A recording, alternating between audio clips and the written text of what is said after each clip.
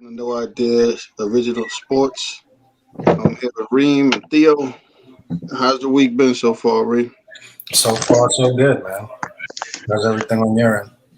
Oh, it's pretty good. Pretty good. So we had NFL camps that opened this past week. We had the NBA draft, and we had Major League Baseball trades.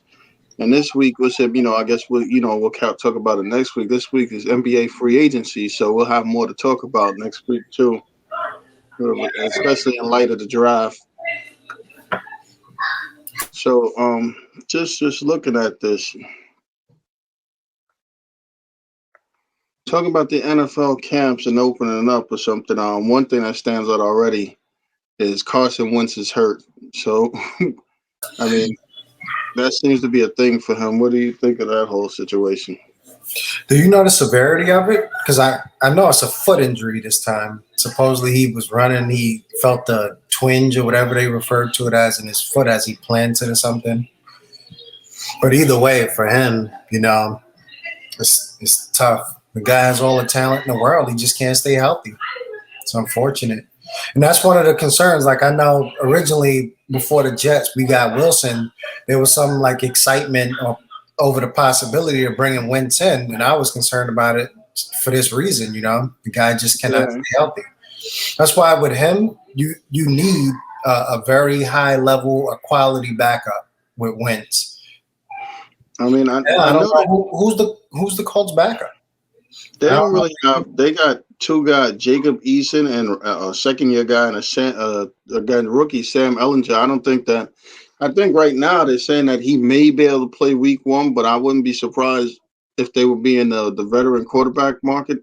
So it looks like whereas a lot of people thought the Jets might try to bring in Nick Foles. I think he's going to become a more popular guy now than before. And I think a couple of guys out there probably become more popular guys. They just got to find guys that fit their system. So you might see like a guy like the guy that was the backup on the Jaguars, Blake Bortles. I think you might Yeah. see a guy like that surface. I think the Jaguars are going to keep Gardner Minshew as the backup, so I could see that. What about the guy who was back up on the Jets last season? Flacco, that Yeah, might not be a where's bad. Flacco at now? Is he still? I don't. I think he's still playing, but I'm not sure Like he was it. might be a name to watch out for in that market too. But I know if I'm Wentz, the last person I want to see come through that door is Foles. You know, it's like the Foles thing all over again. Yeah, that is true. That would be something. But yeah, it's unfortunate for Wentz and for the Colts because you go into it thinking this guy is gonna be your starter, and here he is. And again, it's not like it's a season, at least from my understanding, it's not like a season ending, but it's No. like almost like a sign of things to come. I know it's What's that interesting? feeling of here we go again. Joe Flacco is actually the backup quarterback of one of the guys trying to be the backup for the Eagles. That's interesting. Yeah, yeah, that's it. Yeah, that he's going to try to be the backup for the Eagles. But I'm sure, yeah, there's got to be a veteran market out there where the Colts can at least sign somebody. But if you're the Colts, let's say now, just seeing this, because again, given Wentz's history, now do you go into it thinking, all right, Wentz is a viable starter for me moving forward, or is there like that concern now of, oh, I got to go out and maybe get another legitimate starter because I don't know if we can trust this guy's health. Yeah. So Theo, listen, we were talking about the Carson Wentz. We started talking about the NFL camps, and we already stood. The first cop that came up was Carson Wentz again. What do you think of that whole thing with Wentz? Already getting injured. Yeah, some guys have that bad luck in life, man. When it comes to sports, man. They're always injured all the time, no matter where they at. That being said, they have good defense, they have good offense, they have weapons in place, and these guys trying to have a good, serviceable quarterback or very good quarterback, and he can't stay healthy. Um, who's out there for them to replace him just in case this is kind of serious? You go like Bortles.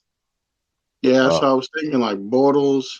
yeah, Um, You I know, know, I know. We mentioned Nick Foles, but listen, I mean, when after that happened, they won a chip, so I should just co-sign, try to trade for Nick Foles, I guess, man. So.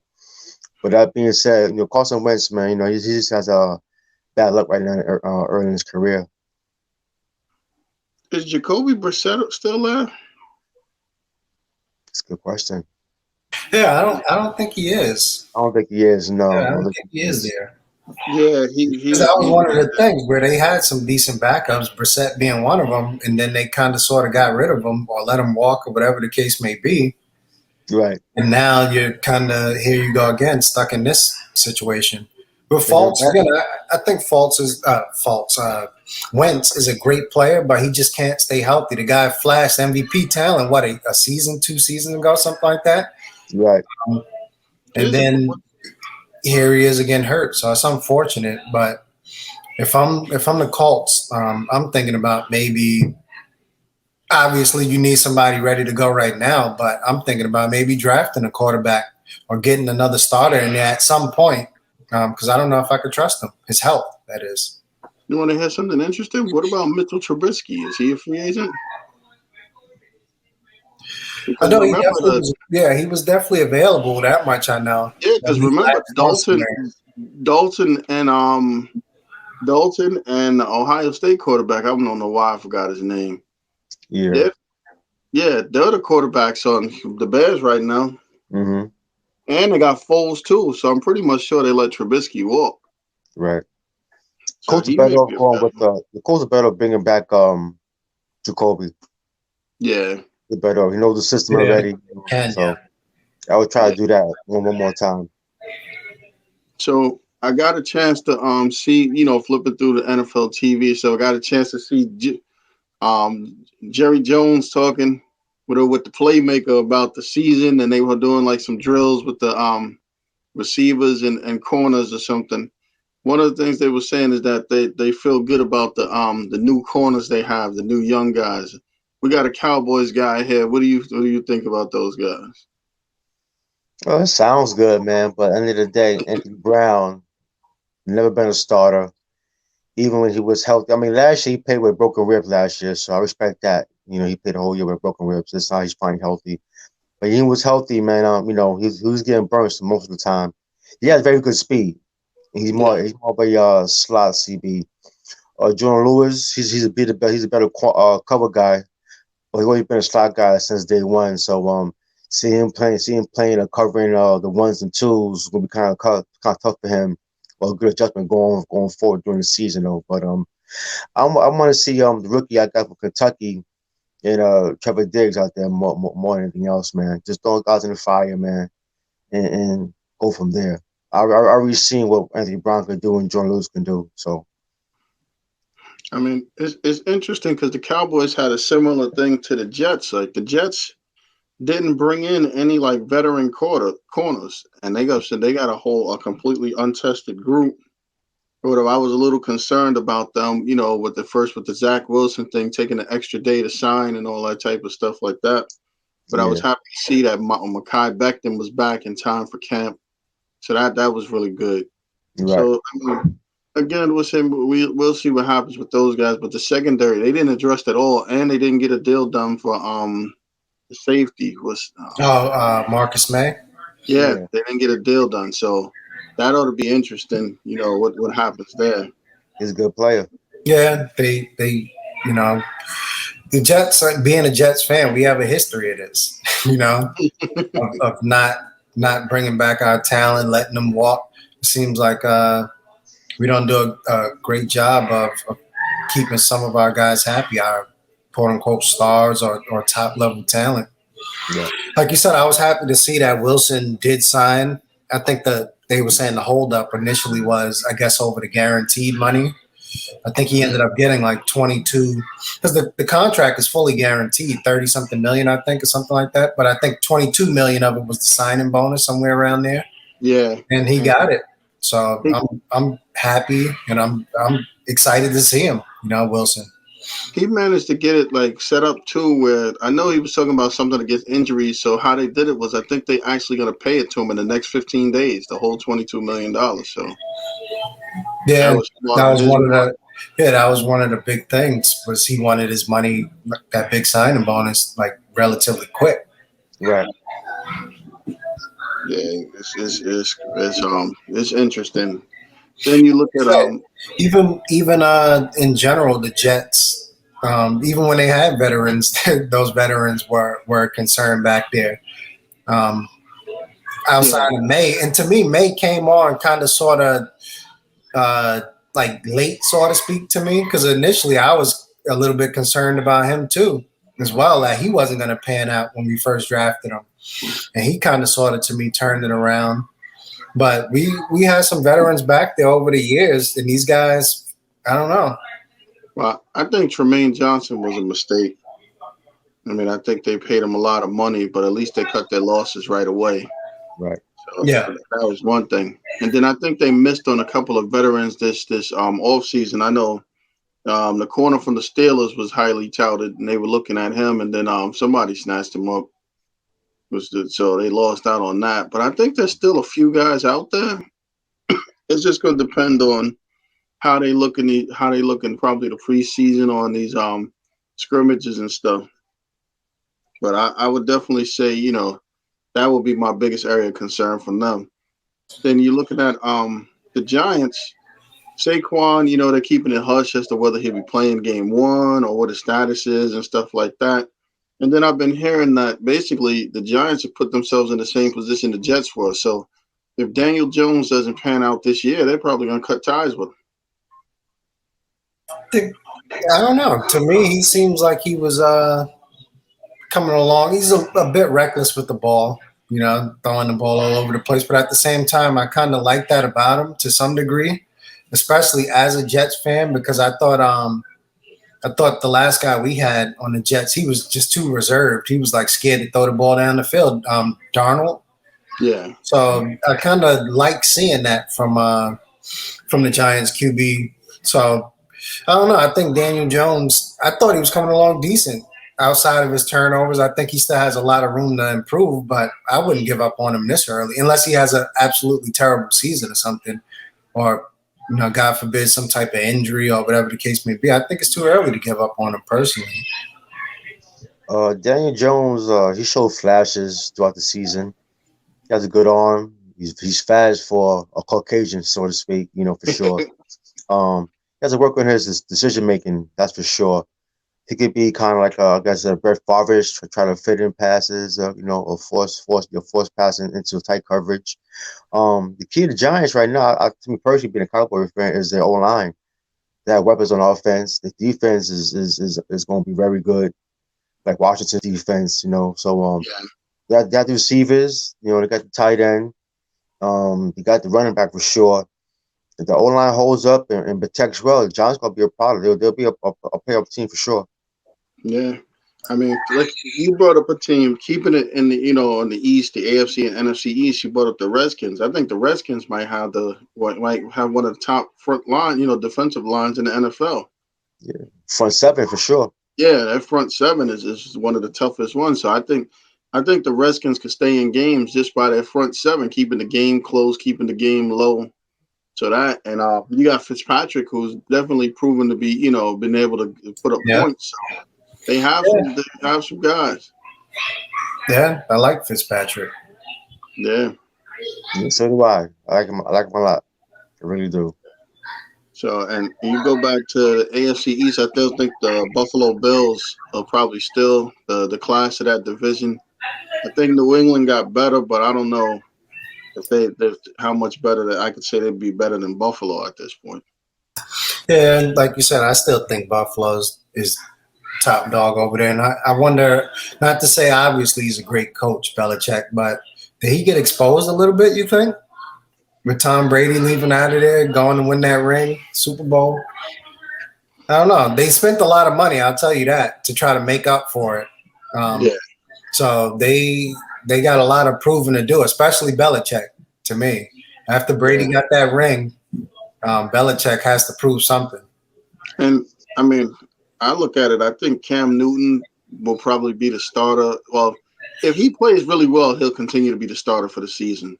But I wouldn't be surprised, depending on what the record, unless they're like 5-3 at the end of 8 games or 6-2. I can see them switching over to Mac Jones. Yeah, I don't know if Cam's gonna make it through the full season then. Well, they're already announcing him being starting quarterback right now, Cam Newton. Newton, I should say. Okay. Sorry. But that being said, Mac Jones is for real. I think that Yeah. Mac Jones makes better decisions for sure as far as like reading defenses. I don't think Cam is known for reading defenses for sure. Or, No. make, or making audibles, that's for sure. He's his own audible by using his legs, so to speak. So Yeah. Yeah.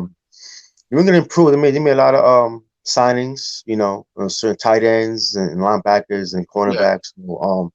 And Belichick's a good coach, man. I mean, I understand Brady won a chip without him, but people forget that we have Drew Bledsoe. They were the best team in the NFL, and they were gonna win Yeah. that chip that year too. Yeah. Without Brady, so if Drew didn't get hurt and get crushed by God for the Jets, I think it was, I forgot his name, who crushed him on the sidelines, man. But Yeah.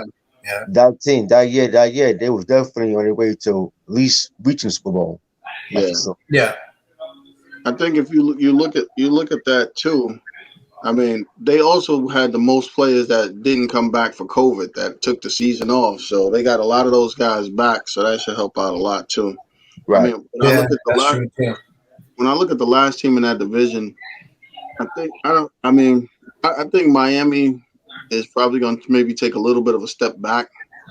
I know they got some problems with the corner. He doesn't necessarily want to be there. He feels he's underpaid, which is football is kind of crazy because previously, like the year before, he signed a deal that was the highest paid cornerback deal. And just a year and a half later, now he wants to renegotiate, which is it's probably not going to happen. So who knows how that plays out? Then Right. you got a disgruntled running back that says he wants to be Jordan Howard wants to be traded. So you got a couple of things going on over there. And Tua openly admitted last year that he didn't know how to read the defense or do audibles or anything. So there's a couple of interesting things going on in Miami. So I don't know how they're going to be this year. Yeah, I would agree. They're kind of like a wild card team. You don't know what you're gonna get from Uh, Tua, I think Tua, if Tua didn't get hurt, he should have stayed in school. I think having him get hurt made him come out in the draft a year too early. I don't think he was ready. Kind of small in stature. Um, you can have a big arm in college. I mean, you have a big arm in NFL. Yeah, From what I see from him. So, I mean, Miami is tough. They're young, up and coming. He had a good coach. He coached them out real good last year. So they're on the upswing for sure. Now, I don't know if they'll be better than New England in Buffalo, yeah, but if they get the QB situation in order, they could be a problem in the next 2 or 3 years for sure. But next year the season coming up, I see them being competitive, but probably the third best team in the division. yeah, And I think it's one of those things too with Tua is was he thrown in there? Like I'm a fan of throwing these quarterbacks in and letting them learn sometimes, and sometimes I like the opposite approach, kind of like what happened with Favre, right? With Aaron Rodgers, where Rodgers sat for a while. But do you think Tua was thrown in there a bit too early? Because it almost seemed like that pressure to get him in there. Well, I mean, it probably come from him being a high draft pick, but they messed up by listen, when he got hurt and they put in Fitzpatrick, they balled out, man. I yeah, Yeah, understand and I why. think that's what I'm saying. I Yeah, think I understand why. because remember it caused like that Fitzpatrick controversy, right? Because Fitzpatrick was saying all type of stuff in the media, like publicly about it. He Yeah, obviously and rightfully so. He wasn't happy. yeah. I mean, football is only 16, 17 games, man. So you got to go with the hot quarterback. That's for sure. It reminds me of a Prescott and Romo. When Romo got crushed. You put in Prescott. We went in like 10 out of 12 games, so to speak. You can't put Romo back in there. The chemistry is there. You know what I'm saying? The players feeling good. So, but Tua got a lot to prove for sure. yeah. And then looking at the last NFC East team, looking at the Eagles, I mean, I'm glad to see this guy get a chance to be the quarterback. I'm interested to see how Jalen Hurts does. It seems like the rest of the teammates rally around him or something. I don't know how much talent they have. They've been drafting receivers and different things. So in theory, they should have talent. The running game is usually pretty good, with the running back guy committee Mhm. rather. Right. So I'm interested to see what Jalen Hurts can do. Yeah, me too. I almost felt like they were kind of, and again, he may or may not be the quarterback of the future, but it almost seemed like they was disrespecting him around the draft time, around the draft, right? Where it was like he was almost coming across to me like he was an afterthought. Like, Right. hey, we got to go in, we got to bring in another quarterback. But I don't think he ever really got too big of a fair shot. So now, like Kenyatta said, this will be his opportunity to show what he has. And the team, whenever he does play, I think, like you said, they rally around him. They play pretty well. So I'm excited to see what he does, see if he could capitalize on his opportunity. Yeah, I mean the talent is there coming from Alabama, Oklahoma. So he used to play in a high environment, top competition all the time. So this is first time, I guess, for the Eagles. He's getting a full slate, clear slate, to be the number one quarterback for that franchise. So hopefully he able to succeed for himself. But who do you got to back up him if he has to play well? Who do you have? That's a That's the good question. point. That's a good question. Right. So it seems like all their eggs is in one basket with what says Jalen Hurts, from what I Oh, wait see. a minute. They actually, live, they actually have Joe Flacco. Oh Yeah, yeah, we talked about him earlier, yeah, Flacco, to see where he yeah, was. yeah. You don't want Flacco out there. Not like you got all time great O line. If you got all time great O line, like Fonzo Adams and stuff like that, Larry Allen, so be it Yeah. though. But And they no, got the guy from San Francisco that played started a few times, Nick Mullins. mm, So it's not like a world beating thing. So a lot right, is going to be riding on Hurts. right, agree. Okay. So moving on to the AFC South, we got a couple of teams that might be in a little bit of turmoil. We talked about the Colts and Wentz. I mean, I think the Colts go as Wentz goes. They got a good. I like Jonathan Taylor, the running back. The defense is pretty good, but if they can't pass the ball, you know, we Right. we got to see as how. And then the Texans, we all know the situation there. Now they're willing to trade Watson. I believe they might do. No, they don't have Brissett. They have the guy that was on San Diego. What's his name? The quarterback that San Diego moved for. We're drawing a blank right now. Yeah, I'm gonna check that out. Mm-hmm. But they have him there, so they kind of like switching gears because remember they didn't want to trade Deshaun Watson. Now they're saying that they're willing to trade. Now they're willing to trade him. So it's going to be interesting there. And plus, too, I mean, as far as evaluating like how you make trades, I couldn't see them getting nearly as much as they could for him before. So the other quarterbacks they have is Davis Mills. I don't know who that is. Jeff Driscoll, we know him from the Colts for years. And they got Tyrod Taylor. That's who it is. Now Tyrod Taylor be good for the Colts. Yeah, Tyrod be good for the Colts. Tyrod Taylor's gonna probably be the starting quarterback for the Texans. Mm-hmm. Okay, Yeah, right. With no Deshaun. Watson. Yeah, with no Deshaun, he's the best option they got. Right. Plus, I think with Watson, they should have moved him early because now his value has to be at an all-time low. So what's crazy about He that had the is that scandal and everything else. after they announced that they would trade him, I heard like 10 more people came forward or something.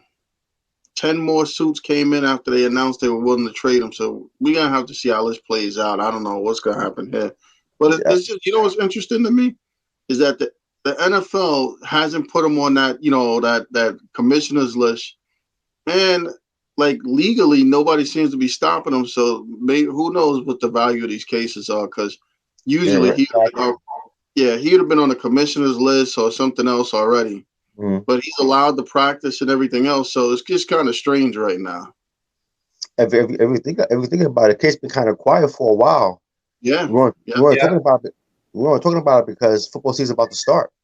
That's right. Now. That's so right. So we'll I don't see think how they get as much value, but he still has value. He still, and I know the Miami Dolphins were interested. They probably still are. So they may pull off a deal. Who knows? Yeah. I mean, just get him out of there, man. Just get him out of there. 6th round pick. Just get that big black cloud off you guys' franchise. Just move forward. Yep.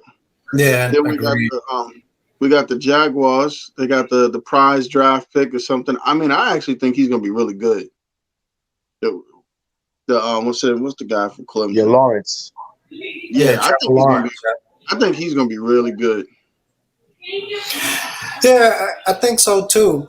I just wonder, and I'm hoping not, because I had that same feeling about Burrow, and then Burrow goes out there, and unfortunately gets hurt. So I'm hoping, nothing like that with anybody, any player, right?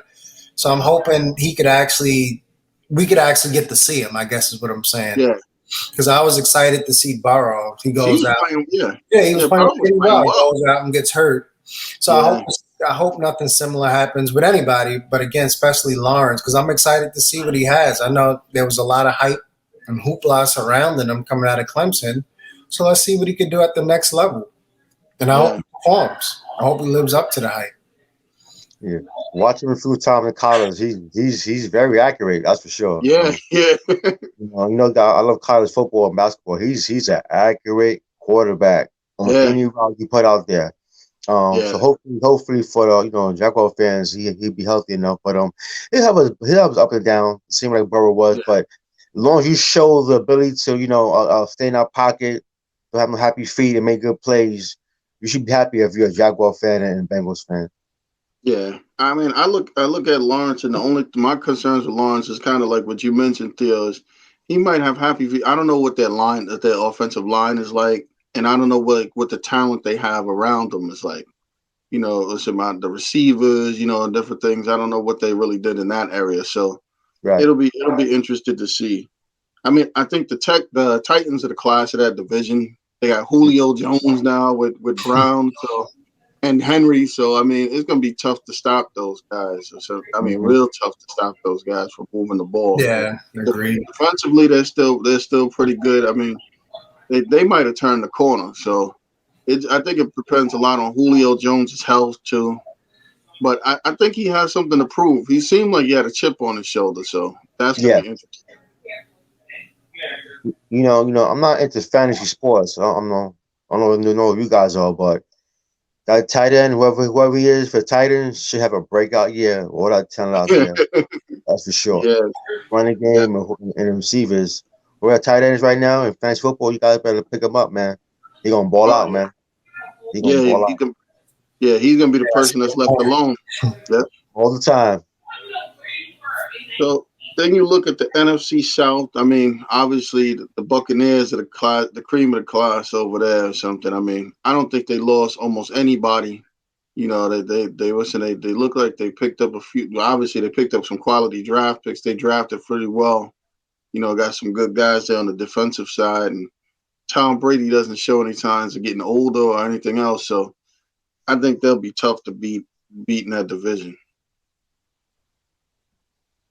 Yeah, I think another thing that's scary with them is now they have a year under their belt. Because I thought at the beginning of the season, right, they there was like some chemistry problems there. Brady was missing receivers. Like I thought they were dropping a good amount of passes. Oh yeah, Right, they had a ton of drops. Evan dropping passes, but then once they got to the playoffs, it seemed like, or just before the playoffs, they clicked, and now they have that experience coming into this season. That chemistry, they're gonna be a problem, assuming no major injuries. yeah. Yeah, I agree with you. They should be a well-oiled machine. My Cowboys played in Week 1 in Oh Tampa wow, Bay. Yeah, in Tampa Bay. So it's like David against Goliath right now for Week 1 for us for sure.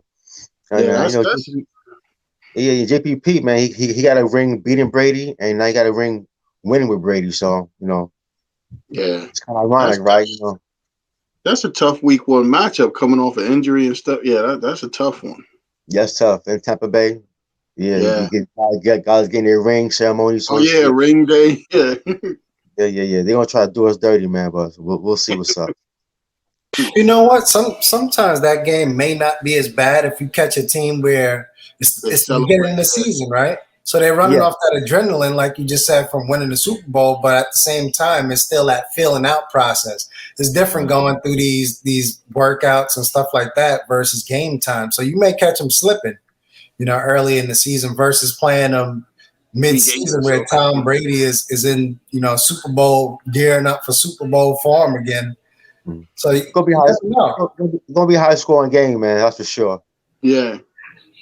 Um, I look at the other teams in that division, and they really don't have much competition. I think Atlanta's going to take a step back. I mean, the receivers, losing Julio Jones, like people don't realize, like receivers, it's like kind of a residual thing. The guy on the left is open because the guy on the right has to be double teamed. Mm. So you'll get to see really how good Ridley is. I like Ridley, but you'll get to see he's going to be the double team guy now.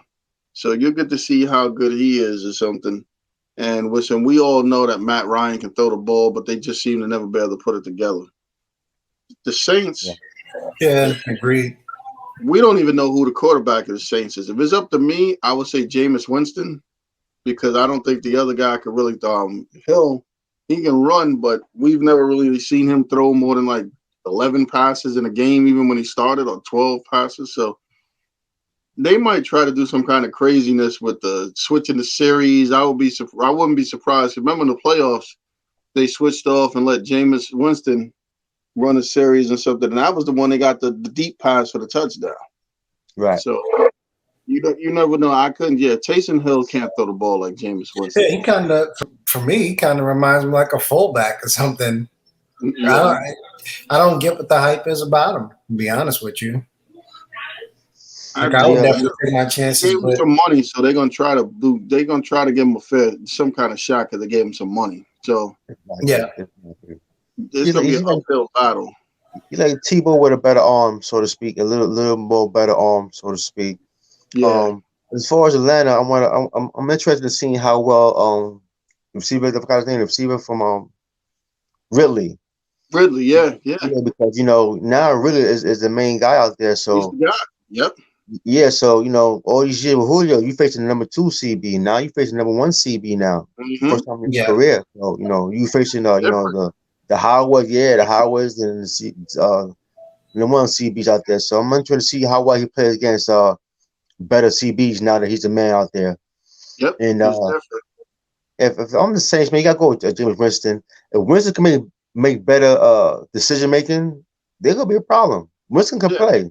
Jim got an arm, man. He's athletic. He got an arm, man. He's a competitor. He just makes a bad decision making, man. He throws that untoes, man. He'll do you 3 touchdowns, 3 interceptions, man. So I got an interesting thing about Jameis. For one thing, I mean, regardless of how he did before, how many people have actually thrown for 5,000 yards in the NFL? So that's one thing. Yeah. Right. Secondly, he threw for 30 touchdowns, but it was like 25 interceptions or something. Mm-hmm. We watched last year Tom Brady have those balls bounce off these guys' hands and chests or something. So out of those 25, what if 10 of those was because Godwin and then this guy just bouncing off their hands and chests? Right. I get Mike Thomas is not going to do that. Yeah. So I believe that if he can keep the interceptions under 15, they'll be willing to deal with him because they're going to pass the ball. If they let him air it out, they're going to get a lot of yards. And I think to some degree you could try to teach somebody better decision making, but you can't teach that arm, arm strength. Yeah. Right. They just got to get them a bit under control and stop taking some of these wild chances downfield. Yeah. They're gonna rely on Kamara early in the season because the receiver is hurt right now. Yeah. So but Sean Payton's a very good offensive coordinator, man. So he'll be ready, prepared, man, for sure. No matter if it's Tristan Hill or Jameis Winston. So the last team in that division is the Panthers with our guy Sam Darnold as the quarterback. Now I know he loves Robbie Anderson, and I know they got Christian McCaffrey, who's a great weapon, and I think they signed back the other receiver. They might have signed him. No, actually, he went to Washington, I think. Mm-hmm. He did. Right. Got his name. Sam was with the Washington, right? Yeah. Right. Yes. So I'm not exactly sure, but again, I think I'm not sold on Donald, to be honest with you. I mean, I think his arm strength is average, and I think that he seems a little shell shocked. So if that line doesn't hold up, I think he's more. I think Theo brought this up weeks ago about game managers and quarterbacks or something. Mm-hmm. I think he might be a game manager. I don't know, if he's the guy that's going to win the game or move the ball and all that type of stuff. Right. And I think they kind of gave Bridgewater a bad rap because I think Darnold is pretty much the same thing as Bridgewater. Bridgewater may be a little better, to be honest with you. And Yeah, I don't think Darnold is terrible. I just think he was drafted high by the Jets, a lot of expectations. Big market obviously in New York, and he wasn't able to live up to it. But I don't think he's terrible. But he's not. At least I don't think so. He's not like the quarterback of the future for your franchise. He's serviceable, I would say. He's one of those stopgap type of guys, in my opinion. That's what he'll yeah, become, like a guy you bring in. He almost like and I don't even think he's as good as him, but almost like if he could be like a Fitzpatrick, his career, then I think that would be good for him. A guy who can come in. He's not really a main starter everywhere he goes, but he just somehow, when he gets an opportunity, produces. I think if Donald could do something like that, he'll be okay. But I don't see Donald as like a starting quarterback for your franchise, like a future quarterback. Darnold has a very good arm. Darnold, he got a rock. He got a strong arm. I think the Jets probably mishandled the situation because he was a high draft pick. So because you're a high draft pick, don't mean that you should throw him in the fire. Not all guys are ready to be thrown in the fire because they're a high draft pick, whether NBA, baseball, or football. Should have drafted him, let him sit for a year, even 2 years. So I think the Jets dropped the ball on handling the situation. I don't think he was ready. Obviously showed that he wasn't ready. And plus, the limelight in New York City, man, the pressure, the newspapers, the media, it could be wearing and tiring on you everywhere you go. Especially when you're not playing too well. I think Carolina's no pressure. The media ain't the same. Different environment. Fresh start. He seems like a guy that maybe as time goes on could get better. Maybe not right now though, but right now there's no pressure in Carolina right now. Right now you're trying to just find players, man, just improve, man. The yeah, thing that always scared me about him is like the whole supposedly like inability to read a defense, like going through his progressions. That's one of the main things that always scared me about him. I love his arm, but if you got a guy who's so locked in on his first receiver, and he can't look elsewhere, that's a serious problem, especially in the NFL. You can get away with that in college because guys will break open more often than not, that primary receiver. But it's not going to be that way in the NFL. The primary receiver is often covered by the primary cornerback, right? So you got to go through progressions, and that's where I think Donald struggles. But you had a good point, Theo, on that. Going to Carolina, the expectations are a lot lower. Mm-hmm. So maybe that's what it is for him. He'll get a chance to develop a little slower there, and he'll get better hopefully. Mm-hmm. yeah. Now, looking at the NFC West, I mean, we got the Rams, who I think it was a good move moving Goff for Stafford. I mean, I've always thought Stafford was a fairly good quarterback. I think he'll be able to do some things that Goff was able to do. So I think that automatically improves them somewhat. What do you guys think of that? Yeah, I thought it was a good trade. I like Goff for about a season or two. He had a good run, maybe even longer than that.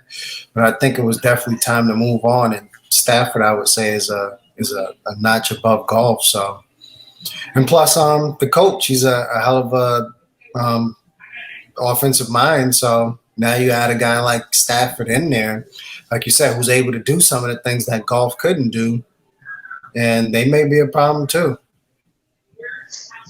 The Rams are loaded on offense and defense. They loaded. All you need was a quarterback. You got a quarterback who can make plays. Stafford is good. Yeah, Being a bad franchise, don't know what the hell he's doing. So now you got a chance to prove everybody that he's a real deal with having talent. You got the run game, you got the O-line, you got the D-line, you got the cornerback. You got a good head coach who's very creative. And plus the coach who, plus too, they run the football. And I think that's good for Stafford too, to preserve his arm, man. You have a good running game, a running scheme. That's good as well, man. You don't want Stafford out there throwing 40, 50 times, even though he can do that. He's showing to do that. But that's not good for him or the team down the line. We trying to win a championship, though. But the Rams on paper got talent, both sides of the ball, man. yeah. Keep going for it. I think another team in that division that quietly got a little better. I think Arizona got a little better. I think You got Kyler Murray with another year. You got AJ Green. They brought in JJ Watt. And I think Chandler Jones is back. And I think a kind of under the radar ball pickup was James Conner. He's on Mm. those. He's on the Cardinals now. Mhm. So I think they got a little better too. Yeah, they're kind of like a up and coming, so to speak, team. Exciting, like you said, having like Murray with that additional year under his belt. I like the Cardinals. Yeah, Cardinals are good, but they're not good if Jones is trying to request a trade. So that's the Yeah. issue they have right now going right now. So they're good right But now they if they need keep yeah. him. If he goes, they're gonna be okay good. Because Yeah. him and Watt on the D line is a great thing to have for a football team. Yeah. But yeah, if they got weapons on offense. Defense is pretty good. So they're gonna be very competitive, man. They may sneak up on a few teams. Yeah. I mean, for me, I think Seattle is Seattle. I don't think they improved that much as a team.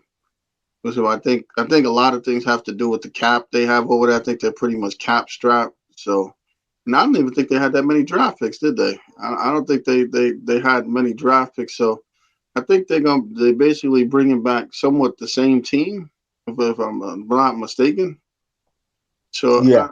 I don't know, if that tilts the needle because I do think the Rams and the Cardinals got better. Mhm. Yeah, well said. Seattle seems like one of those teams that's every year they're stuck in that same mode, like that, kind of like a Green Bay, right? Where they're a good team, but are they good enough? Is always the question around them every year.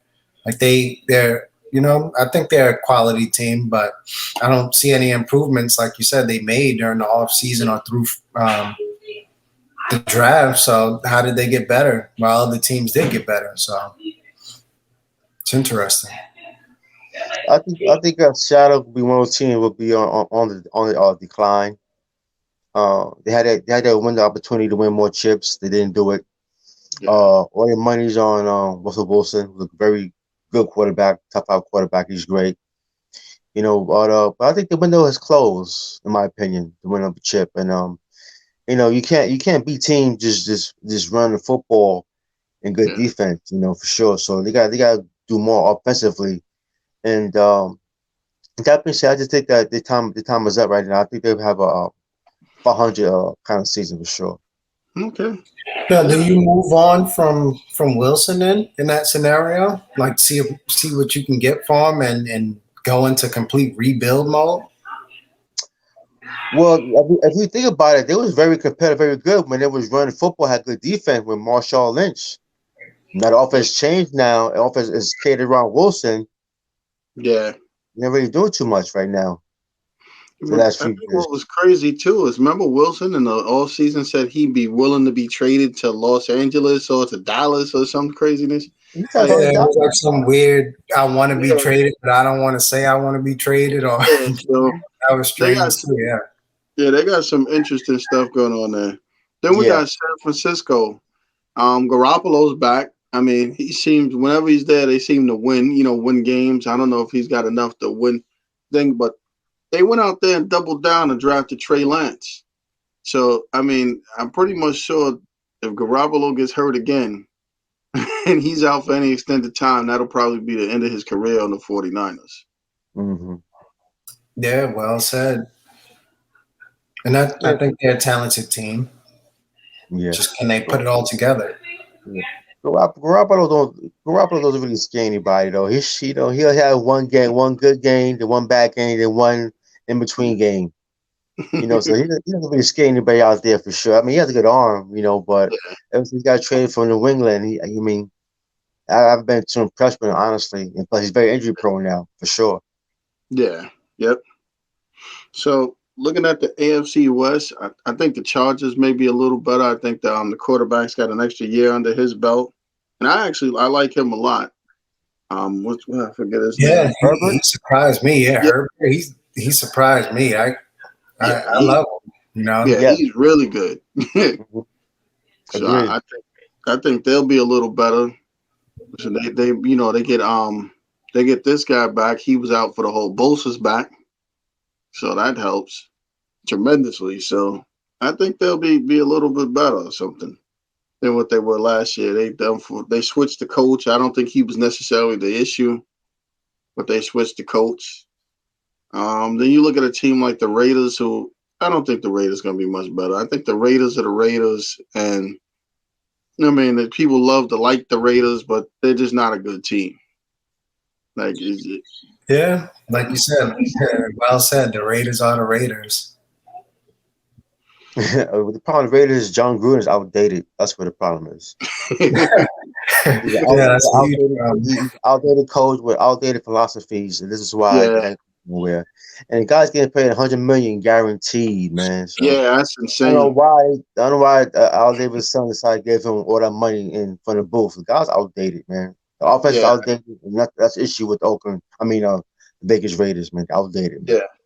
And the funniest thing is they blame it on the quarterback, and I actually think he played fairly well. I don't think he did Yeah, bad. yeah. I don't think Carr is the problem. Yeah, I don't I think agree Carr's the with Theo that problem. Gruden is the problem more than anything else. Right, right. You see, Gruden got called, throw the ball 40 damn times. Run the damn football. You got Jacobs back there. Run the football, man. Do some Yeah, screen with the receivers and tight ends, or even the running back. You can have caught throwing 40 times. He's that kind of quarterback. yeah. Yeah, Then right. you got the Colts who not the Colts the Broncos who everybody thought would be in the Aaron Rodgers sweepstakes didn't pan out. I think this guy we were talking about he might end up being a starter over there from Carolina. What's the name? Teddy Bridgewater? Yeah, I think they brought him in. Okay. Teddy Bridgewater. Yeah, I think he might end up competing for the starter. Then I'm not impressed by the other guy they had at all. Yeah. Nah. Got his name too, but yeah, he wasn't too impressive. Yeah, so I think Bridgewater has a shot there, but I'm not overly impressed with Denver overall either or something. Yeah, I can't think of any like significant moves that they made to actually like move the needle where I'm gonna say, all right, yeah, Denver's ready to compete now. I think they're still a work in progress. Yeah. They have a good defense, one wide receiver, good O line, and a solid quarterback. Okay, the Cortland, so I've got Cortland, the receiver. Cortland Sutton. They Cortland drafted Sutton, right? Cortland Sutton and they drafted not CeeDee Lamb, but the other guy that was supposed to be Mm-hmm. the big deal. Yeah, Yeah. I can't get his name right now, but their team was that you put Aaron Rodgers there, it could be a Oh yeah. problem. It could be a Yeah. problem. So the talent is there, just that not the quarterback is there right now. Jerry Judy. They drafted Right, him. It was Jerry Judy. right, Yeah. right. So there are a lot of teams Yeah, that yeah, like a QB away from being competitive and being a playoff team for sure, and Denver's Yeah. one of them. So moving on to the AFC North, we got the Steelers, who I think are going to take a step back. I think you got a year older quarterback, a defense they're okay, but I mean they brought back the receiver, so that was a good thing. But I think they lost more than they brought back, so Right. it's interesting to see how they're going to be. I mean, the one interesting thing that I think is pretty cool for this guy, he lucked out. They got this guy as the backup, the quarterback from Ohio State, the one who lost his job in Washington. Yeah, Haskins. Haskins, yeah. So this is a chance for him to possibly revive his career. So if he can go back there and stand there and look pretty good, he'll be all right. Because Big Ben gets hurt at times too. So if he can at least secure the backup spot, he might get a chance. Then they got a similar physical frame, so who knows? This might be his future or something. Plus, Tomlin seems to be fairly good as a coach. So yeah. It's a good point. The O line took a massive hit with guys retiring, injuries, stuff like that. So I could see them taking a step back or two. I know Big Ben look like he's in shape supposedly. But a team like that, it's kind of hard to believe they will take a step back because they're so well organized and well respected amongst the NFL. We talk about them taking a step back, like nah, Pittsburgh, nah, but this could be the year where they take 2 steps back. Honestly, with Big Ben get up in age, you can't move. A terrible O line, which got worse with injuries and retirement. So could be Yeah. true. Yeah, they kind of remind me of a football version of the Spurs, where it's almost like plug and play. You know, that Mhm. organization. Right, It's right, hard to believe or hard to imagine. right, The Steelers are right, actually taking a step back. Like right. every year, I feel like for the last few years, I want to say this could be that year, and it just doesn't materialize. But eventually, I think it's going to catch them, especially Mhm. Big Ben. You know, I think they probably, in my opinion, should have cut ties with him by now, and they didn't. So Yeah. this could be that year where finally they struggle enough and they move on from Big Ben and start rebuilding that team. Well, Yeah. I'm at this for can I take over? You can't get rid of somebody who you can't replace. They did Yeah. did did a poor job finding a quarterback the last 2 3 years and building up a quarterback Yeah. to get rid of Big Ben or let Big Ben go. You know, that's why Big Ben signed up again at 40 years old. They did a bad It, job trying to find a new guy in there to replace him. it'll be interesting to see how many reps Haskins gets in the preseason. So that could be big. If Haskins Hmm. can get out there and perform, Right. that might do something there. Great. Looking at some of the other teams like the Bengals, I would say that the Bengals will be exciting to see. You know, they brought in Joe Burrow's running mate Jamar Chase at receiver, so I think that'll be helpful. And T. Yeah. Higgins and Tyler Boyd, they're already pretty good, so they got good receivers. Right. And I've Right. always liked the running back was him Giovanni Bernard, and the other guy has always been Mixon. pretty good. Yeah, Hmm. yeah, Mixon. I always like Mixon. So offensively, I think they'll be. They got a decent tight end too. I forget his name, but they got Yeah. yeah. This is. So I think offensively they'll be all right. Hmm. What's their offensive line like over there? Well, Right. I That's think Yeah. you know what? yeah. I actually don't think it was so bad. I think Burrow got hurt running. I think Burrow took off.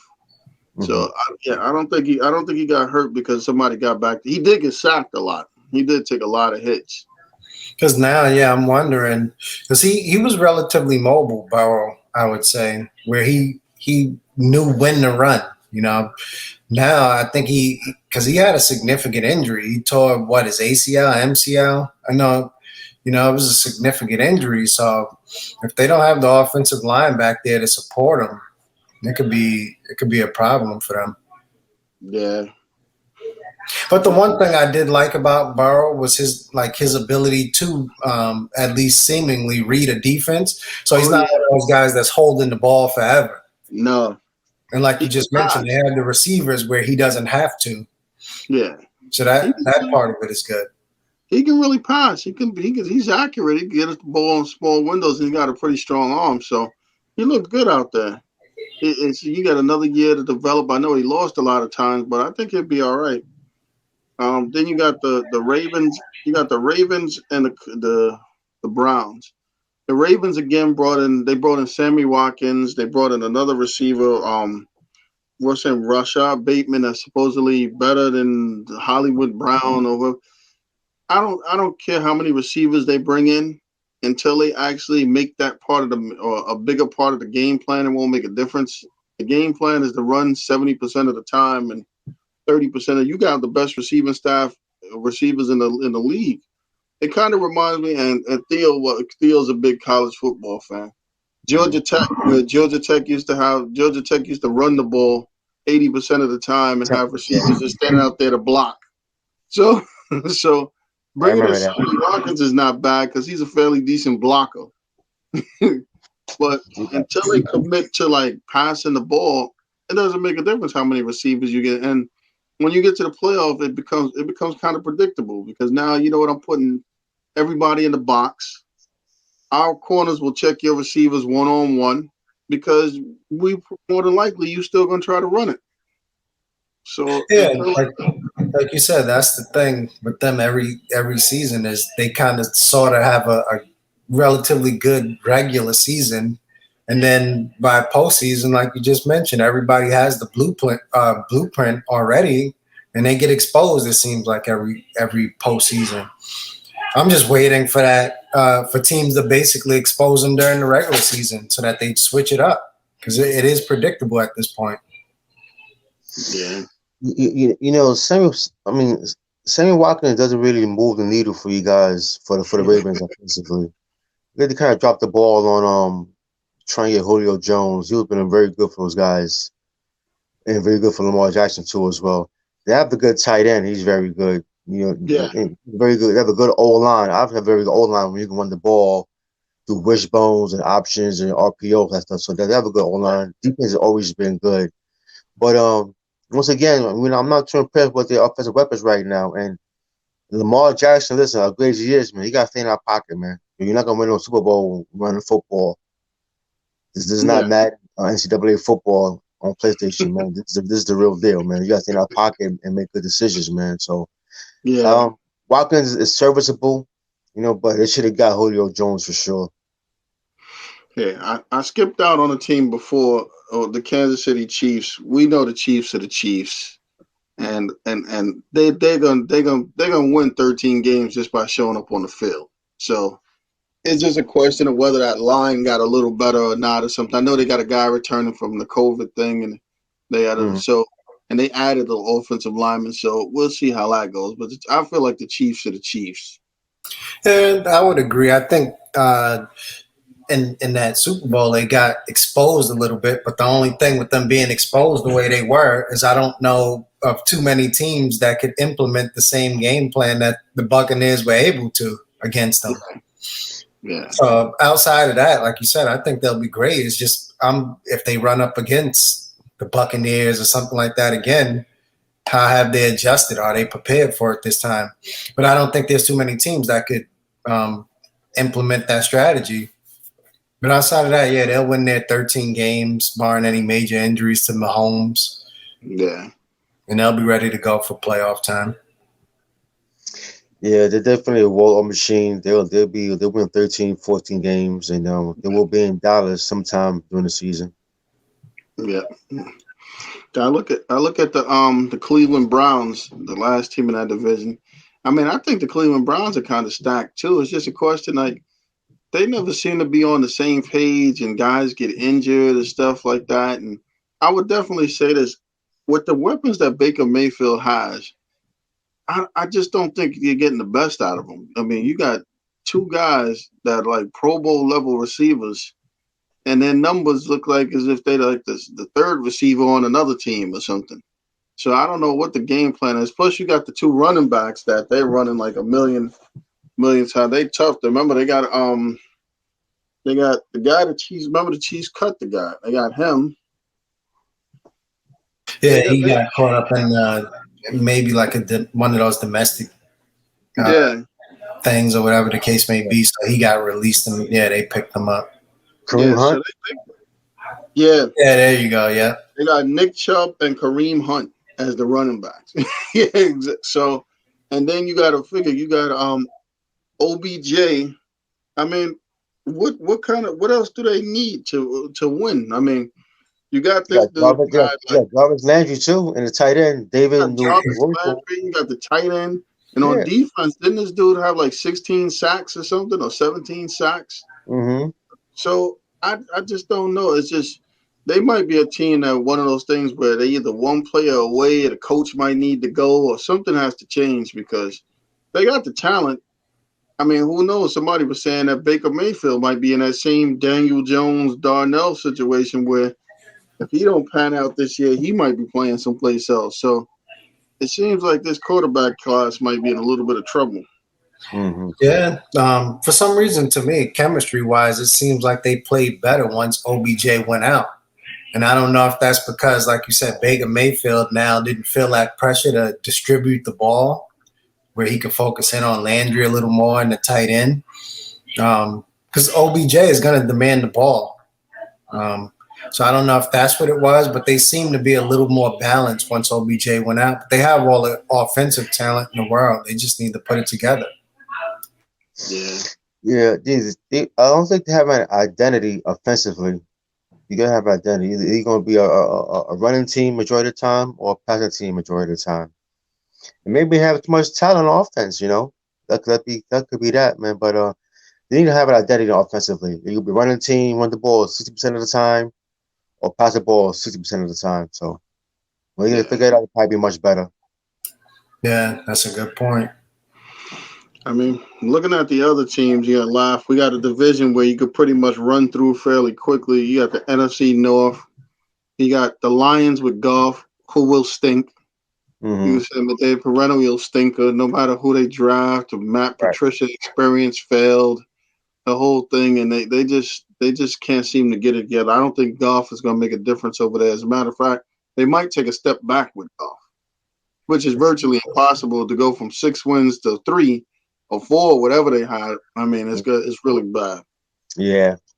I mean, I think the Bears, unfortunately, they have all the defensive talent in the world, and they've improved somewhat offensively. I'm not too thrilled about their outside receivers, the receivers they have on the Bears. I mean, you know the talent that they have there. The running back is still running back by committee, but it's pretty good. But at least they have their quarterback of the future. I'm saying Dalton, I believe, is another guy that he may be upset because at the end of 8 games, if Dalton's not on the positive side of the ledger, I believe he's going to get pulled too. I don't see them allowing Dalton go 3-5 and continue to start on that team. There's like rumbles around there where guys don't even really want him to start now. So yeah, I don't think he makes it beyond that. What do you other guys think of Detroit and Chicago? Yeah, I think you summed it up well. Detroit is Detroit. I don't think they've improved. If anything, they got worse with Golf than Stafford. And then the Bears still need an offense. So I think you summed it up. Yeah. There's nothing good to say about Detroit, so I'm not gonna move on from them. Yeah, Um, the Bears have good defense, yeah. good O line. They have a good receiver too. But his name is One. Yeah, they got one good receiver. I one know good you. receiver. He's very good. Um, the players know who the better QB is, and that is the kid from Ohio State Fields. Sometimes coaches want to play safe and conservative and go to more experienced guy, who's more veteran guy, which is Foles. You know, so if I'm the Bears, I'm going with Justin Fields, man. Out the gate. I think he's a better quarterback. I think he made better decisions, I think and so too.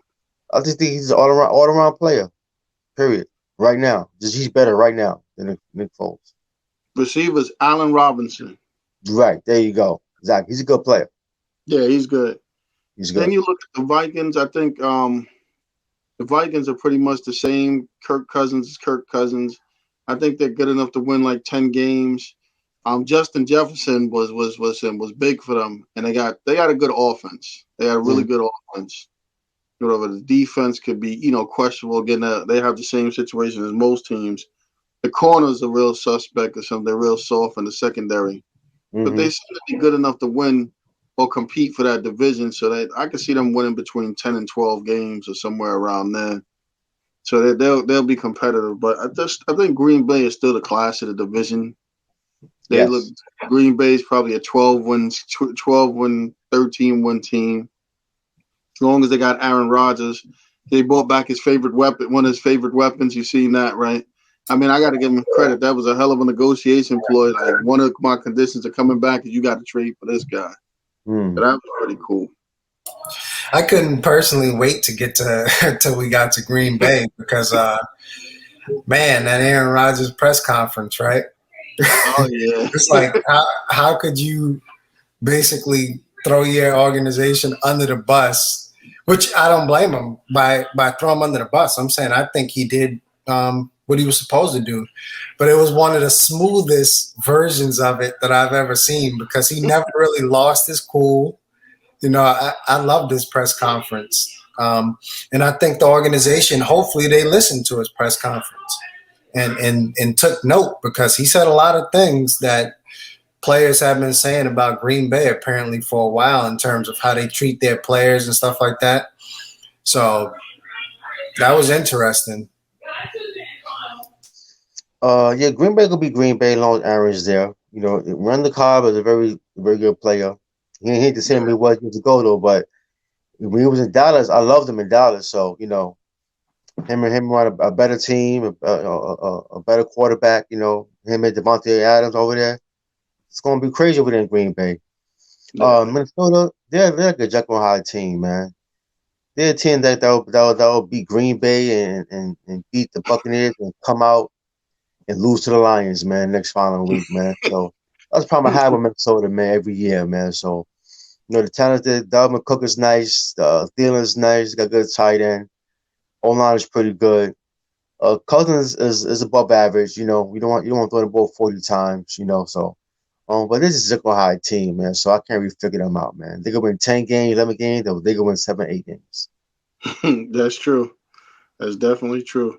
So moving on for football, let's get into the NBA draft. Oh man. I mean, let's just talk about it in terms of picks, winners, and losers. I gotta tell you, like, some of these guys, like, I'll start off with one mind-boggling one, and you guys tell me what you think. Orlando. So Orlando has Cole Anthony, Markelle Fultz, and drafts Jalen Suggs. What's the plan for that one? I'm assuming it's one of those because I think the plan for them was probably to draft Barnes, but Toronto, screwed that up apparently by drafting him one pick ahead. And then I think it just became best talent available, and it was Suggs. He had the biggest name. Because when you're a team like Orlando, you don't have the luxury at the moment of drafting for position, right? They don't have enough talent to draft for position. So I think they just went with Suggs because he was the next best talent. But all of that aside, like you just mentioned, Kenyatta, now you got Cole Anthony, you got Fultz, you got Suggs. Somebody's got to go. So it's going to be interesting, but I think drafting Barnes screwed them up. But supposedly Toronto didn't go with Suggs because he had a poor workout with them. Wow. That's interesting. I mean, Dwayne Wade had a poor workout in Miami too. Look at his career. So agreed. I would have still took him. You're right. I think Reem hit on the head about some guys got caught off guard, which means that he wasn't prepared. You got to prepare yourself. Listen, this guy don't come my way. Who we gonna pick next? So that being said, I think Suggs but Suggs' potential ceiling is higher than Cole or Fultz, even though you got a 3-point guard. So I understand it. So they did the right thing, taking the best player available for sure. So I mean, right now though, do you trade Cole Anthony? I think that's what happened. I think that would probably happen because you can without Fournier, you could probably slide Fultz to the 2. He's big enough. Right.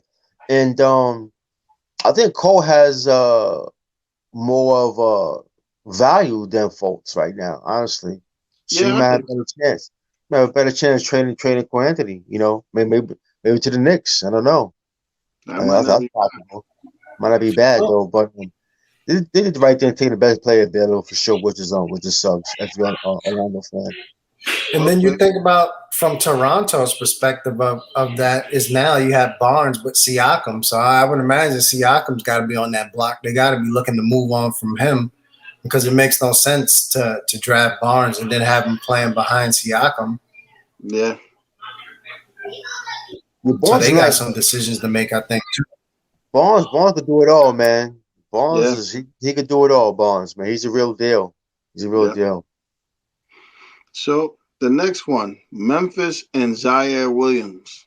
I like Zaire Williams, but I don't think he was a number 10 pick in the draft. He might have been number 23, but not number 10. But I get what happened as that pick was part of the deal and all that movement involved in it. But what do you guys think of Zaire Williams at 10? I mean, I think he'll be a good player for them, but I don't know about at 10. Yeah, I personally liked him probably late lottery or early 20s maybe.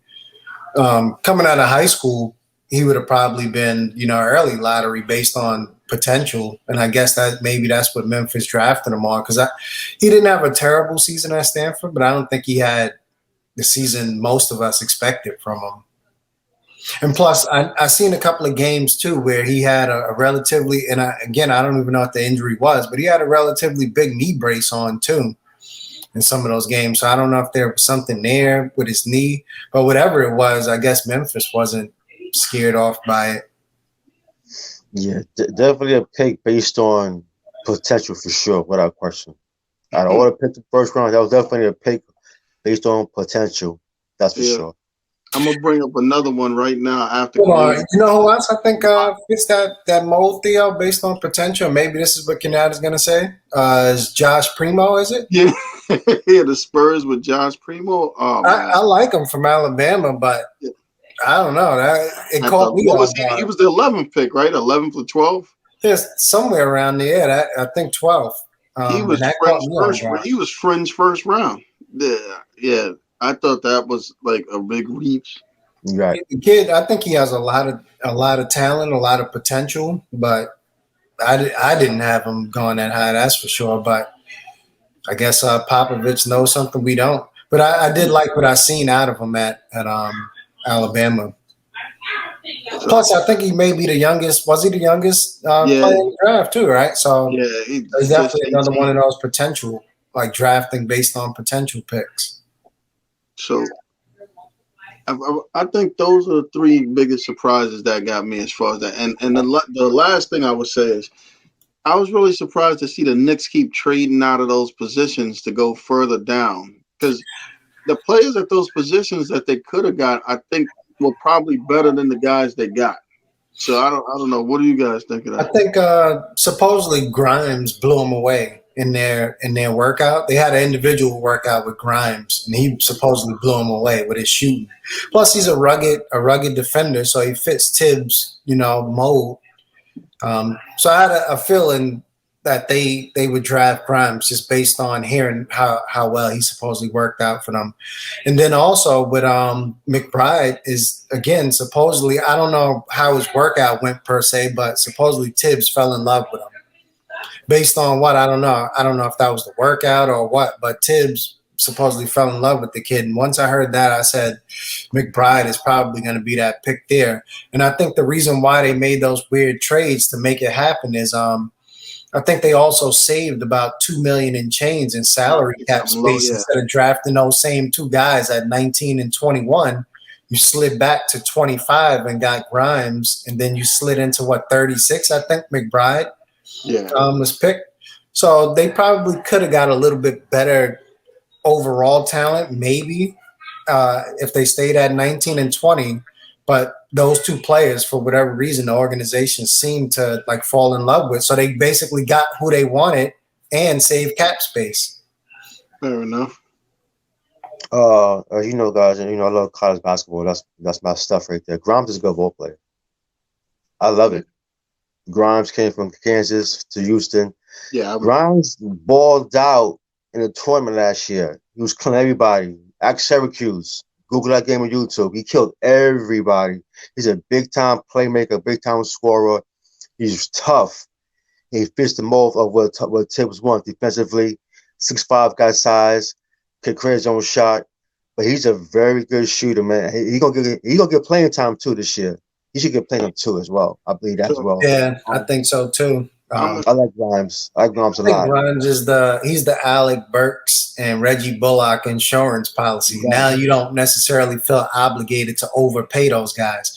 And McBride fits that same mold where he's just a rugged player, which is why I think Tibbs loved him. I seen him out there against Cade. Right, and he was giving Cade business a little bit out there, right? Yeah, he ripped him a couple of times as Cade was bringing the ball up, dunked on him. Even other games besides that, man, McBride, he's a point guard. He's tough. Played with tough coach in Huggins in West Virginia for sure. So him transition from Huggins to Tibbs will be a smooth transition as far as a tough-minded head coach for sure. But McBride is tough. A big-time conference, played the whole game. He's big time. I see them ball out, man, a few times for sure, man. So I'm a big fan of the first two picks for sure, without question. And I was also a fan of that kid Sims too from Texas, man. Big kid, athletic. I watched him play a little bit, Sims. I wonder with that pick, and again, it's at 58, so you can't really go wrong if he doesn't pan out. So what? But I think that pick, if I had to guess, was probably just based on the combine, right? I seen that dunk where he went up and hit his head on the rim. And I Right, said somebody's going to take a chance on this guy just based on that. right. See, And also The other too, guy I don't know too much about though. The guy from overseas. oh yeah, he one of those stash away kind of guys, man. But the kid is young and he's playing high level pro ball in his home country right now. So maybe I in watched three some months. footage of him after we drafted him. I didn't know too much about him beforehand. Yeah, But I like what I seen in the footage, and I know they were comparing him to Dragic. I don't know if that's because right. they're both, left-handed and from Yeah, overseas.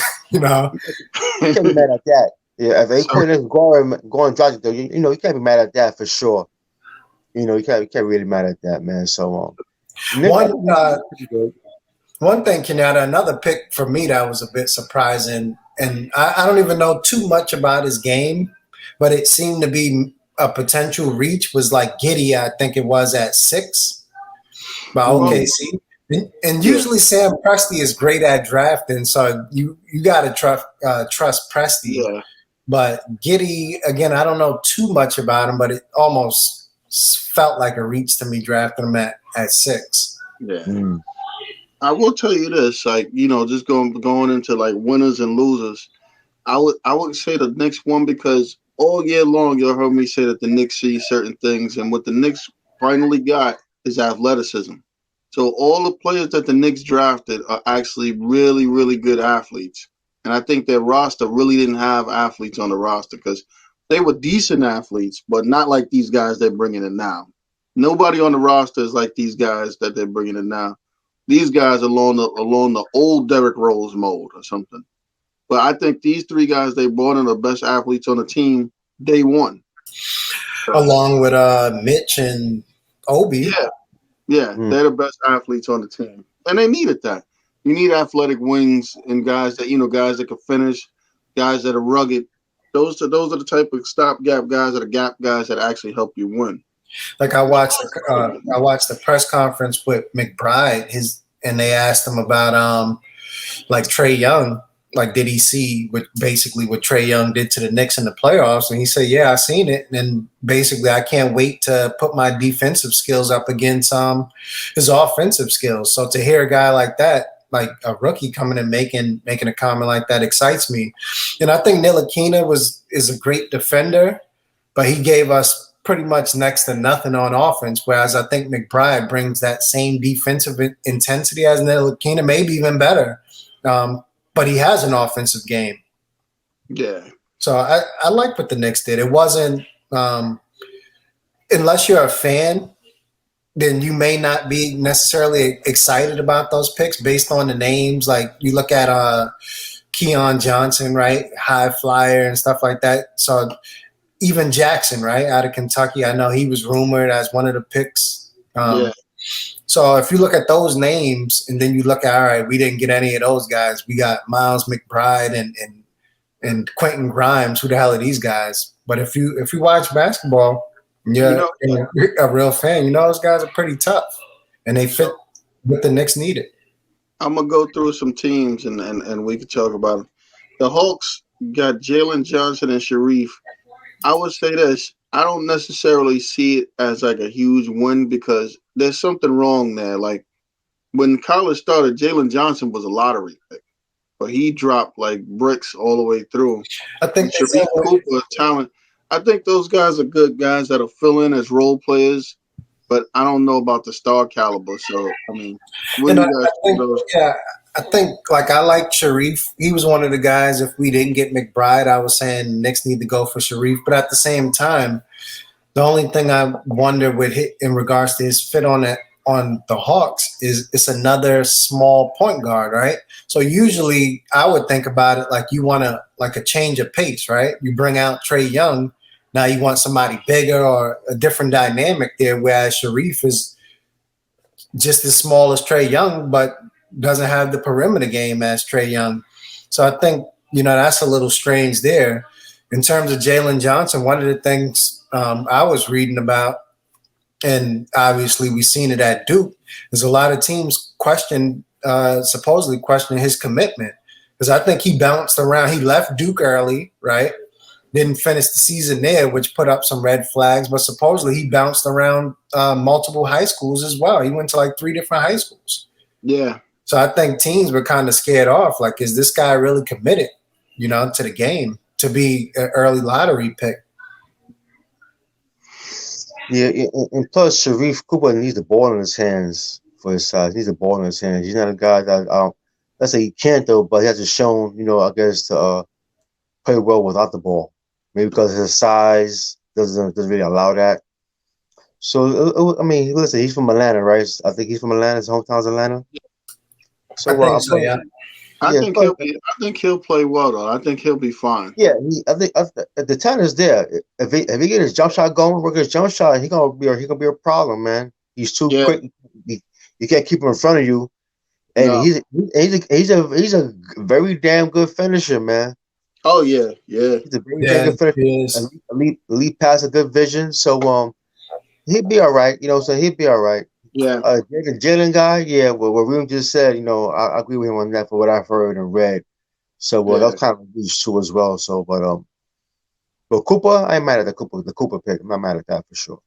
So I think another team that quietly, surprisingly, I was surprised they made all the picks, but I think the Nets did well. I think getting Cameron Thomas that late after trading away what's his name to the Phoenix Suns, Yeah, bringing in Day'Ron Sharpe from North Carolina, Raekwon Gray from Florida State, Kessler Edwards. They brought in some good players. Granted, they're not gonna all be on the roster when the season starts, but I would just looking at the playoffs last year, they could have used definitely used Day'Ron Sharpe to rebound and block shots and have some size in there. And I think Cam Thomas will fit right in. He'll probably make the opening day roster too. Yeah, But the guys, you got a foreign guy that could shoot from Creighton, the guy Marcus Zagrowski from Creighton who can shoot. So they got some serviceable players. They're not going to all be on the roster, starting open day, but they actually got some good rosters. Yeah, I think Thomas was probably the Spencer Dinwiddie insurance policy, right? Because Tom, the guy's scorer, right? Yeah. I don't know if he'll come in day one and be able to do that in the league, maybe. But I think that's why they probably drafted him, if I had to say so. He'll provide a scoring punch off the bench. Like you said, they could have used Sharpe for the size, another big. That's what the Nets need. And overall, we all know the Nets, assuming they can stay healthy and keep their mind right, they don't need much. No. They just need to be healthy and focused. Yeah, Sharpe is a good pick. He should replace Jordan on the roster. Move on from Jordan. Kessler's a very good shooter. He may make the team. He's a good shooter. He's a good shooter. He got length. Cameron Thomas, he could ball for LSU. Yeah, he could play. He could play. He could score. The problem is he's a damn nut. That's his problem, man. He's a nut with that rock. When he get it going, it's by him, and that's his problem. I seen this kid play. He could ball. He could score buckets outside, inside. He could dribble the ball, man. Create his own shot. But when you get it going, it's about him. So he needs to curb that and work on a shot selection, man. So, but Cameron can play. That was a good pick for sure, man. So they made a solid pick for sure. The Nets. Oh, one more, Kenyatta, that I want to go back to in regards to picks that was kind of like questionable, because I thought Davion Mitchell going to the Kings was a bit questionable too. I didn't understand that. Too. I think he was surprised. Yeah, he didn't look too happy, and I don't blame him. But the fit seems a little strange because their two best players, I would say, on that team is point guards essentially, right? And Fox and Halliburton. Granted, they use Halliburton as a two guard or whatever the case may be, but I don't know how Mitchell fits in with Sacramento. He's a good player, but I just don't know about the fit. This is what I think about that, right? So the Kings have a decision to make, and it'll come within this week, right? They have to decide whether they feel like they can build a team that can compete or whether they're going to break the team up. Because right now, their biggest trade asset is Fox. So if they can trade Fox for a couple of picks and the young players that they like, they'll do that. If not, I'm pretty much sure either Halliburton or Mitchell won't be on the opening roster. And that would be for a team go to a team that thinks that they can win. They get somebody there. Like some of those deals or something could happen. Like I could see Golden State trying to reacquire Harrison Barnes or something like that. Or whatever. I hope Leon Rose is listening, because I would throw some assets at any one of those guys. To be honest with you, Halliburton, we could have drafted him. We know that. Yeah. And Fox, I would throw assets to try to bring in Fox. I don't know what the price tag would be, but I'll give you a couple of picks and Obi Toppin or whoever it is. I would be a little leery of giving, let's say, a RJ Barrett maybe. But yeah, he's a player that I would love to bring in to the Knicks. I would tell you this: looking at the draft, I personally think the Charlotte Hornets did the best job out of anybody. I mean, bringing in filled a bunch of Knight, needs. yeah, Book Knight, Kai Jones, and JT Thor with Scotty Lewis. I mean, they brought in guys.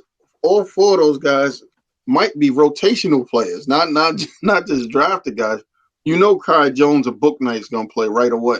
Yeah. Sad thing is Malik Monk is done. You know that he's The done. crazy thing is, I thought so too, and then I read something today that mentioned that they kind of sort of, for whatever reason, believe that Monk is a part of their young core. And I think Monk has a lot of talent, but if I'm Malik Monk, I don't know if I want to be back over there, because like you just said, where's his minutes coming from over there now? Book Knight is going to play. Yeah. Malik Monk wasn't getting to play before Book Knight got there. Now you bring in Book Knight, a high draft pick. Yeah. Malik Monk is not seeing the court. Yeah. Book And I Knight think he should. I like Malik Monk. Kai Jones is playing, and hell, JT Thor may play. Well, if you look at those guys, those are the perfect guys to play with LaMelo Ball too. Yeah, he could lob it up there, right? Book Knight could create his own shot. And he can knock down shots, perimeter shots. So he could play with anybody. And then, like you said, Kai Jones, just go up there and catch it. Yeah. Game will be simple for him. The thing about it, though, is if you look at this team and the way it's constructed and the way they can move do they keep Gordon Hayward? I wouldn't if I were them. I don't know who's going to take that contract. Now, I hope Leon Rose is not listening, because I don't want stay away from Gordon Hayward on my Knicks. I don't want to hear tomorrow evening, the New York Knicks traded for Gordon Hayward, ate up that cap space. But yeah, if I'm them, I would move away from, if I could find somebody. Yeah, forget about getting anything of value in return. Just take them. Give me a second round pick for him. Nah, the only person doing that crazy stuff is Sam Presti. You have to give him 2 first rounders or something. So I would leave that alone. And the Lakers got nothing. So not unless they're gonna try to trade you some other scrap heap dudes off the bench. I mean, a team like, well, you know what? Yeah, a lot of teams it'll be hard to do. Like Houston might take him. You know who might take him? They don't need him, but I could see potentially maybe the Nets, right? As part of the Spencer Dinwiddie thing. So I think they're going to try to cash in on Dinwiddie on a sign and trade somehow. And the Nets, I would tell you what. But I don't know why Dinwiddie would want to go to the Hornets, right? He would have to want to go there in order to execute a sign and trade. If the Nets got Gordon Hayward, it would be impossible to beat them. Because he's not, put it this way, starting Gordon Hayward is a big difference than starting Joe, what's his name? What's his name? Joe Harris. Joe Harris. This is a huge upgrade right there. If you got Brendan Hayward was there, not Joe Harris, they'd have won the championship this year. They wouldn't need to have Harden or Kyrie. They wouldn't have had to been 100%. They would have won that easily. So yeah, I could see them potentially, because now they're not worried about the contract, right? They're just looking to cash in on Dinwiddie's looking to move on. So using him as an asset. So I could see the Nets, if they could, maybe getting in on it. Yeah. I mean, I don't know why Dinwiddie would want to go over there, though. Their whole thing is they're clogged up at the guard spot. So now you got Dinwiddie over there. You got LaMelo Ball. You got, I guess, Devontae Graham is out, right? From him, why do I come back? Malik Monk. They got a bunch of guards over there. But the thing with I think the Hornets will be a exciting team, and I like the way they're building their team.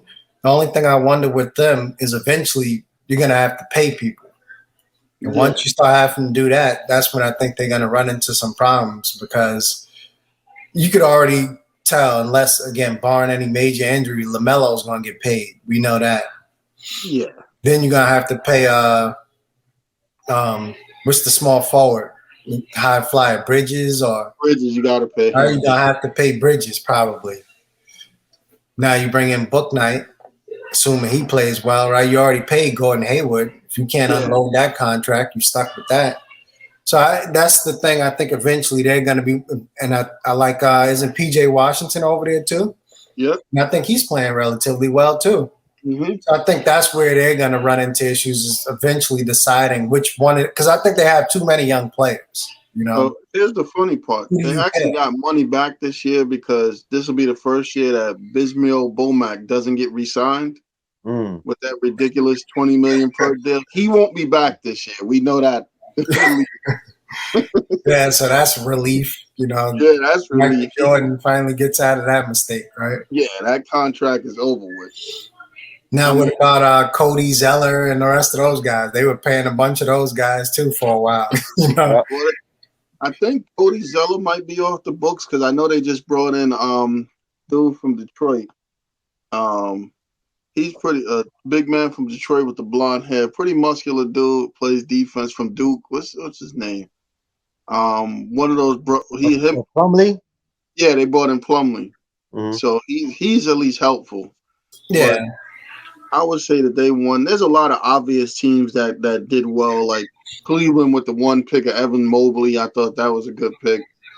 yeah, You got Golden State who took the obvious two, Moody and Kaminga. Those are both two high prospects, so you can't really say they did. Detroit obviously with Cade, and I thought they did all right with like some of the guys, other guys like Luke Garza and Isaiah Livers. I Mhm. thought those guys that they picked up was pretty good. Yeah, I like that too. But when you look at it, I gotta say in this draft, other than these weird picks that some teams made, I don't think anybody that had picks really did terribly. So I think it just was like an overall of a lot of talented players in the draft that nobody just really looked terrible. Like it did, it's like the Lakers and Dallas didn't have picks. So if I had yeah. to choose something that didn't win this year, it'd have to be them. But what teams really did you think really did terribly? Yeah, I think on the surface, this draft wasn't like star heavy. At least on the surface, who knows? Some of these kids may come in and emerge into stars.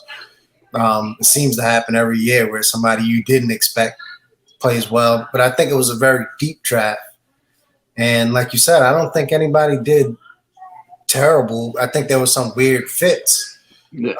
with teams and questionable positions players were picked in. But overall, I think for the most part, everybody did relatively well.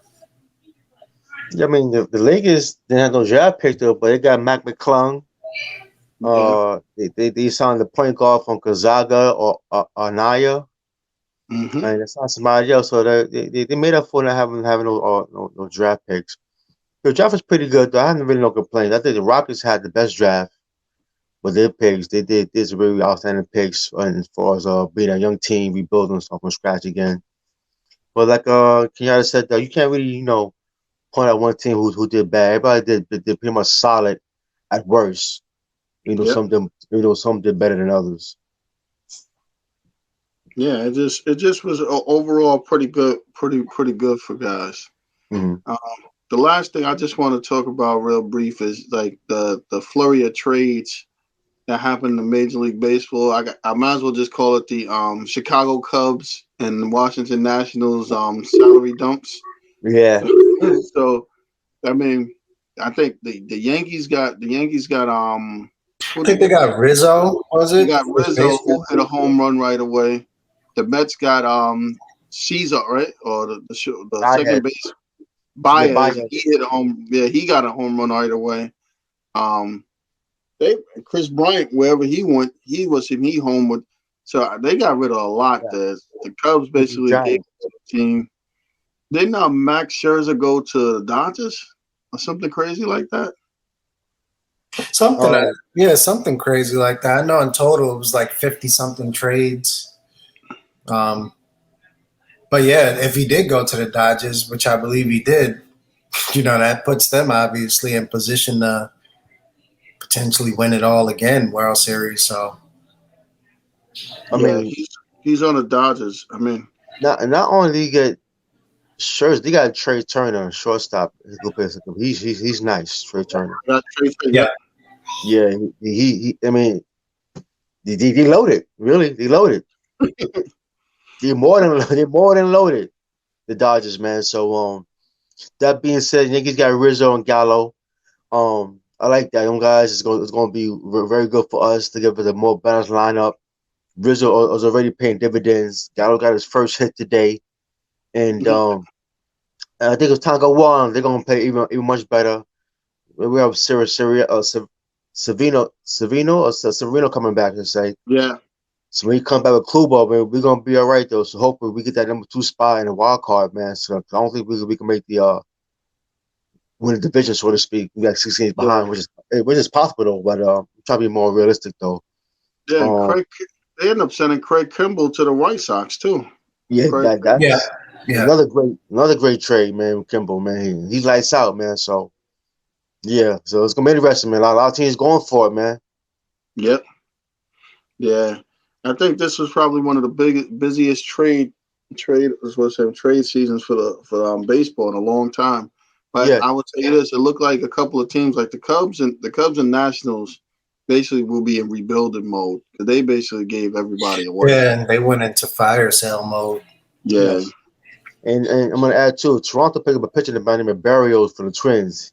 Yep. He's a pretty good pitcher too, man. So yeah, a lot of these teams going for it, man. It's good to see, man. Yeah, I think it was some. I think it's going to be interesting. I think the field after these trades kind of narrowed it Mm. down a little bit or something. So it'll be Right. interesting to stretch from. We had August 1st, so realistically we got another month Mm-hmm. to see where it shakes out. But hey, guys, again, so I must final words from you guys or something. It's great talking to you guys. Reem, what's your final words today? Yeah, I'm excited over the Knicks draft picks: Grimes, McBride, Sims. Can't remember the other guy's name from overseas, but I'm excited for the picks. I'm looking forward to see what value they add to the team. I'm sure they'll do well. Summer league starts, I think, on the 8th, which is what, next week. So Yep. I'm looking forward to it. Let's go Knicks. Yeah, listen, man. There's a kid by the name of Denver Anglin from New York high school ball. Signed with Georgetown a few days ago. One of the best sharpshooters in his class next year. So I'm happy about that. And the Lakers, man. Listen, man. The Westbrook trade, they're gonna figure that out, man. Everybody's incorporating his 3 point shooting. These guys are pros. These guys are all time Hall of Famers. They're gonna figure it out. They're gonna have more players like Patty Mills. They're gonna sign Patty Mills supposedly and Carmelo.